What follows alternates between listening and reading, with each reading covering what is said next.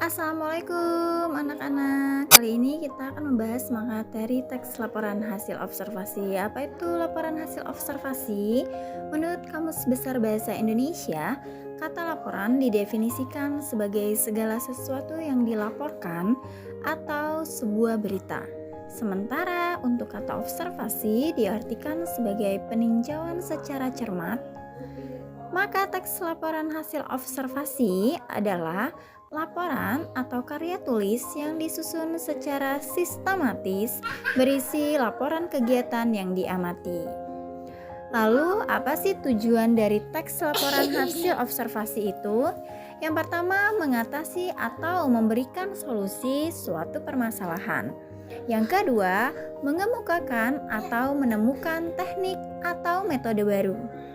Yang ketiga, sebagai pertimbangan pengambilan sebuah keputusan. Yang keempat, mengawasi atau memperbaiki suatu objek atau metode yang sudah ada dan menginformasikan perkembangan yang sedang berjalan. Nah, anak-anak, itulah tujuan dari pembuatan atau penyusunan teks laporan hasil observasi. Ketika kita meninjau atau mengobservasi sesuatu, maka tentulah kita memiliki tujuan. Salah satunya ada dari tujuan tersebut. Fungsi teks laporan hasil observasi. Teks laporan hasil observasi sesuai namanya berfungsi melaporkan hasil pengamatan dari suatu kegiatan atau penelitian, menjabarkan fakta dan informasi sebagai sarana dokumentasi suatu kegiatan atau penelitian dan sebagai sumber informasi yang faktual atau berdasarkan fakta. Nah, teks laporan hasil observasi ini memiliki fungsinya sesuai dengan namanya.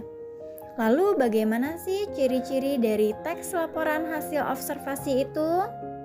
Anak-anak, teks laporan hasil observasi yang pertama, seluruhnya merupakan informasi yang bersifat objektif.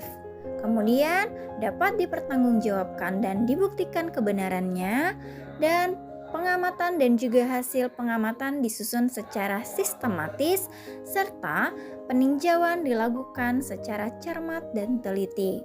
Nah, demikianlah ciri-ciri dari teks laporan hasil observasi.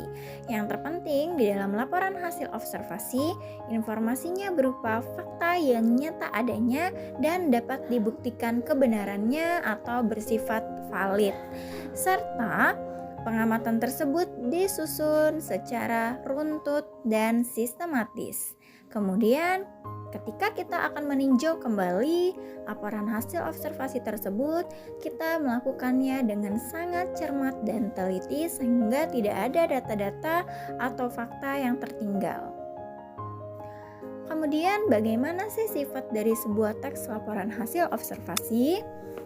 Nah, anak-anak, laporan hasil observasi ini memiliki sifat-sifat sebagai berikut. Ada 3 sifat utama dalam teks laporan hasil observasi. Yang pertama, teks laporan hasil observasi bersifat informatif. Artinya, berisi informasi yang berguna sesuai kebutuhan pembaca. Yang kedua, teks laporan hasil observasi bersifat komunikatif. Isi laporannya dapat dimengerti dan informasi yang disajikan mudah dipahami dengan baik. Biasanya kalimatnya juga dibuat seakan-akan kita dapat berkomunikasi dengan teks tersebut. Dan yang terakhir, bersifat objektif. Teks observasi tentunya harus faktual karena disusun berdasarkan penjabaran fakta dan juga informasi yang fakta.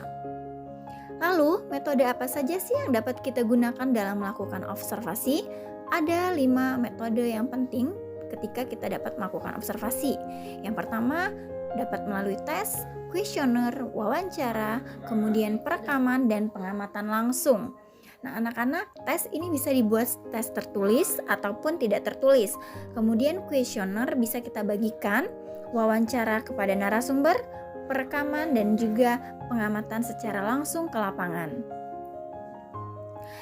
Demikian tadi anak-anak materi pada pertemuan pertama kita teks laporan hasil observasi.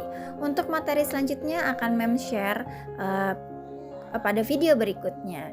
Mengutip dari kata-kata Pramudia Anantatur, kesalahan orang-orang pandai ialah menganggap yang lain bodoh, dan kesalahan orang-orang bodoh ialah menganggap orang lain pandai. Sampai jumpa di materi berikutnya, bahasamu cerminan karaktermu. Assalamualaikum warahmatullahi wabarakatuh.